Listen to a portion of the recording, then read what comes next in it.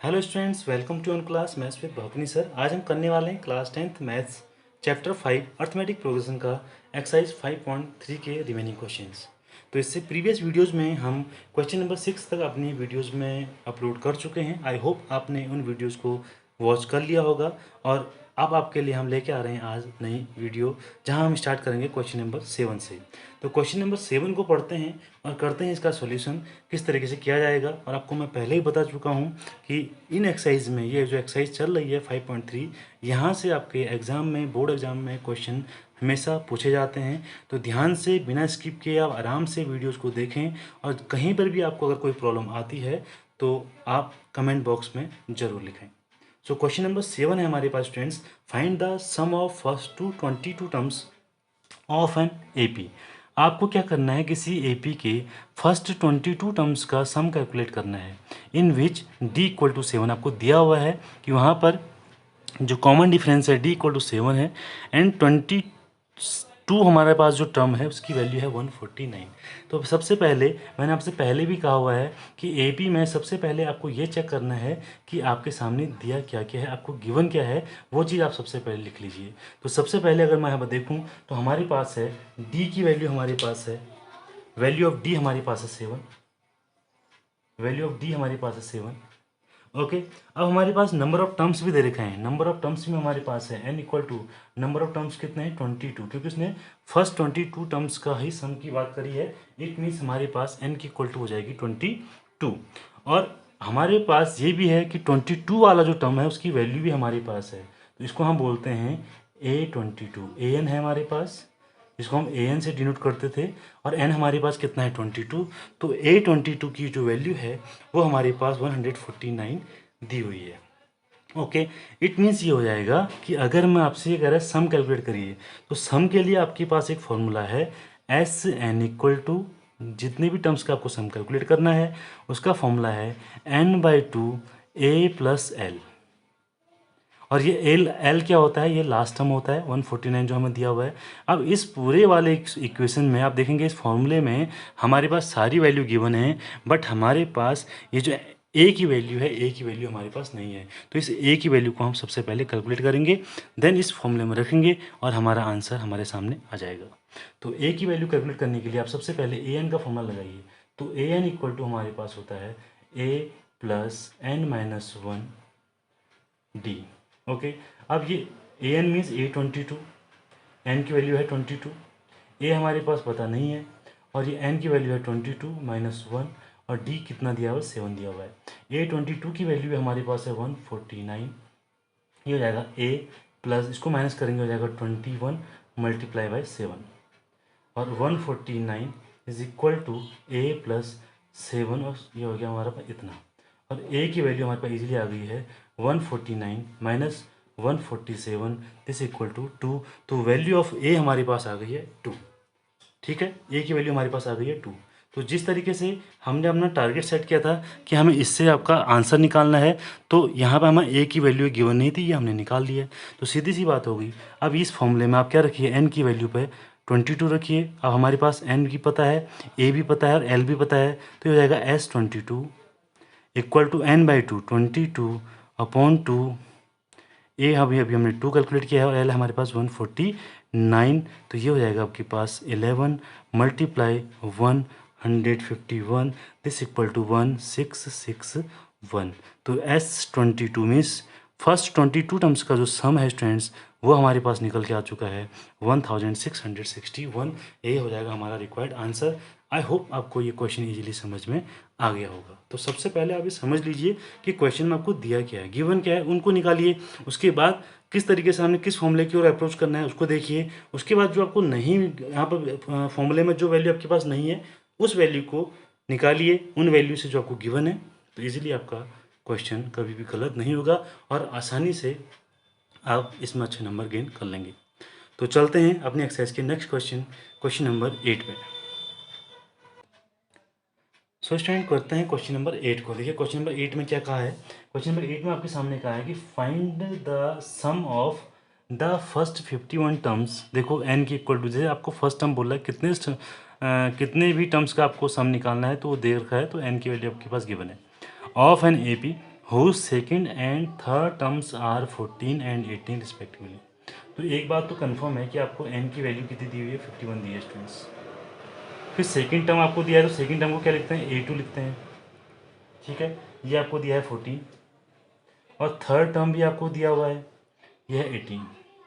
Okay, देखिए अब एक बात समझिए, डी आपको कहीं ना कहीं पर आपको डी की जरूरत पड़ेगी और ए की भी आपको जरूरत पड़ने वाली है। तो एक बात बताइए, डी हम कैसे निकाल दें, दो कंजुगेटिव अगर हमारे पास टर्म्स हैं तो उनको हम डिफरेंस उनका कैलकुलेट कर लेते हैं तो हमारे पास डी आ जाता है, ठीक है। तो यहाँ से A3 और A2 हमारे पता है, ये कंजुगेटिव टर्म्स हैं हमारे पास AP के, तो यहाँ से D निकल जाएगा हमारा इजीली। तो D कैसे निकल जाएगा, D equal to A3 minus हो जाएगा A2।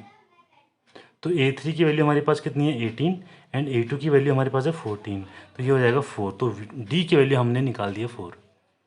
ओके, अब हमने A की वैल्यू निकालनी है, तो A की वैल्यू निकालने के लिए बताइए मैंने आपको क्या तरीका बताया था। तो A की वैल्यू हम निकाल सकते हैं, अगर मैं जो बाद वाला टर्म है उसमें से D को माइनस कर दूं तो मेरे पास A की वैल्यू निकल जाती है।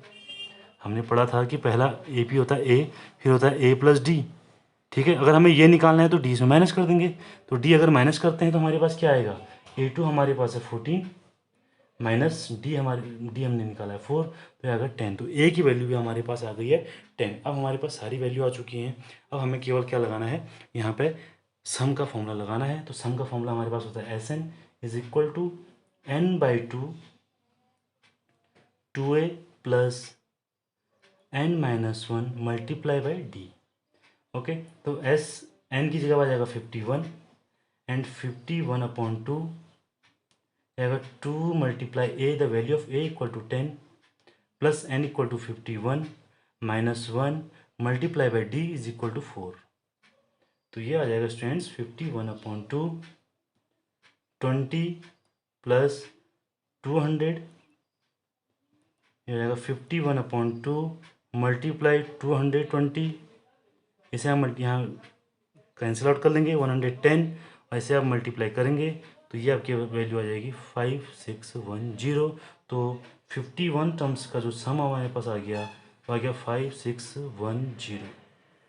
तो ये हमारे पास हो जाएगा रिक्वायर्ड आंसर। यही आपसे क्वेश्चन में पूछ रहा है कि आपको 51 टर्म्स का सम कैलकुलेट करना था, तो इजीली हमने कैलकुलेट कर लिया है। तो आई होप आपको समझ में आ गया होगा कि किस तरीके से हम क्वेश्चन को सॉल्व करते हैं और कैसे गिवन वैल्यूज से हम अपने जो आंसर हैं उनको निकालते हैं। तो अब चलते हैं नेक्स्ट क्वेश्चन नंबर 9 पे। सो स्टूडेंट करते हैं क्वेश्चन नंबर 9। तो क्वेश्चन नंबर 9 बहुत इंटरेस्टिंग क्वेश्चन है, देखते हैं किस तरीके से सॉल्व किया जाएगा। क्वेश्चन आपके सामने है, if the sum of first 7 terms of an AP is 49। कि कोई AP है हमारे पास, उसके फर्स्ट 7 टर्म्स का जो सम है वो 49 है, और उसके 17 टर्म्स का, उसी AP के 17 टर्म्स का जो सम है 289 है। तो आपको सम निकालना है फर्स्ट n टर्म्स का।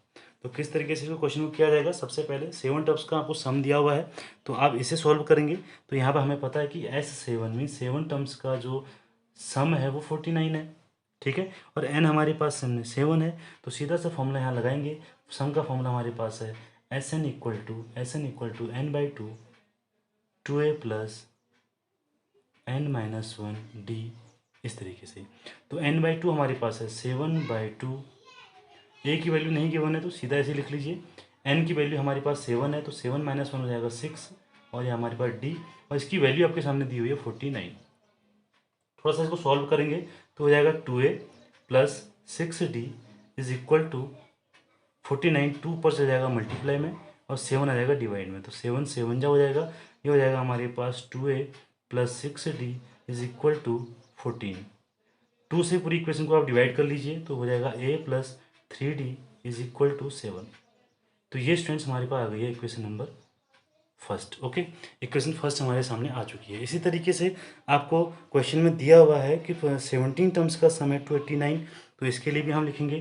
तो S17 आपको दिया हुआ है 289, तो फॉर्मूला वही रहेगा हमारे पास, ये हो जाएगा n/2। तो n/2 हमारे पास जाएगा 17/2 2a plus n-1 17 - 1 is 16d equal to 289 equal to कितना दिया हुआ है 289। तो इसे सॉल्व करेंगे, तो सॉल्व करने के लिए यहाँ पे हो जाएगा 2a plus 16d equal to 289 multiply 2/7, ठीक है। तो यहाँ तक हमने देखिए किस तरीके से इजीली इस क्वेश्चन को सॉल्व कर लिया है कि हम अब आराम से यहाँ पर निकाल सकते हैं कि ए और डी हमारे पास क्या आएगा। देखो ए और डी के ये 17 है हमारे पास 17, तो ये यहाँ पर 17 टाइम्स हमारा कट हो जाएगा और ये जाएगा 2a + 16 d is equal to 34।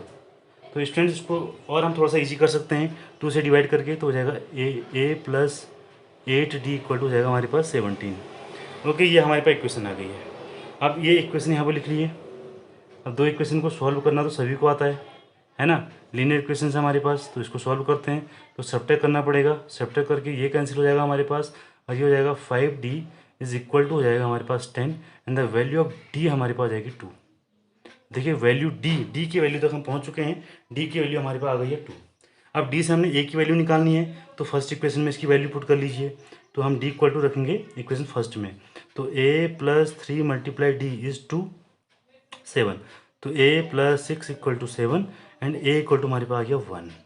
ये देखिए a की वैल्यू हमारे पास आ गई है और d की वैल्यू भी हमारे पास आ गई है। अब आपसे बोला है कि n टर्म्स का सम, जो n टर्म्स हैं उनका आपको सम कैलकुलेट करना है। तो सीधा सा फॉर्मूला हमने रखा हुआ है, इसका फॉर्मूला यहाँ पर इसका आंसर लिखेंगे। Sn equal to n terms का निकालना है तो n की वैल्यू m रहेगी एंड 2 × a हमारे पास है 1 + n - 1 और d की वैल्यू हमने निकाली है 2। ओके, तो ये हो जाएगा n/2, 2 + 2 से मल्टीप्लाई कर लीजिए 2n - 2, 2 से 2 हमारे पास कैंसिल हो जाएगा, तो होगा n/2 × 2n, 2 से 2 भी कैंसिल हो जाएगा और ये हो जाएगा n²। तो Sn जो n टर्म्स का जो सम हमारे पास आ चुका है स्टूडेंट्स इस AP का, वो आ चुका है n²। बहुत इंटरेस्टिंग क्वेश्चन और बहुत इंपॉर्टेंट क्वेश्चन है, आपके एग्जाम में पूछा जाता है और आई होप आपको ये समझ में आया होगा। बहुत ईजी तरीके से मैंने आपको बताया है। आपने सबसे पहले 7 टर्म्स का सम का फॉर्मूला लगाना है, ठीक है, फिर 17 टर्म्स का सम का फॉर्मूला लगाना है। दो इक्वेशन हमारे पास आ रही हैं, दोनों इक्वेशन को सॉल्व करिए, ए और डी की वैल्यू कैलकुलेट कर लीजिए। देन उसके बाद आप क्या करिए, फर्स्ट n टर्म्स का जो फॉर्मूला होता है उस फॉर्मूले को अप्लाई कीजिए और आपका इजीली ये क्वेश्चन सॉल्व हो जाएगा। और इसकी वैल्यू हमारे पास कितनी आ रही है n²। तो इस तरीके से थोड़ा सा वैल्यू चेंज करके भी आपके सामने क्वेश्चन आ सकते हैं। तो आई होप अगर आपका कॉन्सेप्ट क्लियर है तो आपको कोई भी प्रॉब्लम इन क्वेश्चन में नहीं आएगी, ठीक है। तो इसी तरीके से आज की वीडियो में हमने 3 क्वेश्चन आपने कंप्लीट कर लिए इस एक्सरसाइज के। तो नेक्स्ट वीडियो में हम इससे रिमेनिंग क्वेश्चन जो है करके आपके सामने लेके आएंगे। तो आई होप आपको आज की वीडियो बहुत अच्छी लगी होगी और बहुत इजी तरीके से मैथ्स को पढ़ने के लिए इसी तरीके से हमारे चैनल के साथ बने रहिए। चैनल को लाइक, शेयर और सब्सक्राइब जरूर करिए और अपने दोस्तों तक इसे ज़रूर शेयर करना है और बेल आइकन को भी प्रेस करना है ताकि आप हर नई वीडियो का नोटिफिकेशन आप तक सबसे पहले पहुँच सके। Thanks for watching.